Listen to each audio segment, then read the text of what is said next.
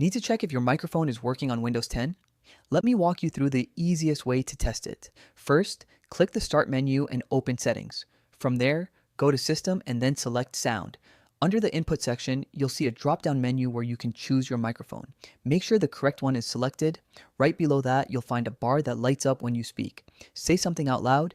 If the bar moves, Windows is detecting your voice. That's your first confirmation. For a more detailed test, click More Sound Settings and then Recording tab. Click on it and select Properties. In the new window, go to the Listen tab, check the option Listen to this device, and hit Apply. Now you'll hear Hello, yourself hello. through your speakers or headphones so you can check sound quality and volume. If the volume feels too low or too high, go back to the Levels tab and adjust the microphone slider until it sounds right. Once you're done, uncheck Listen to this device to avoid feedback and click OK. That's it. You've successfully tested your microphone on Windows 10. A quick check like this can save you a lot of trouble before online meetings, gaming, or recording.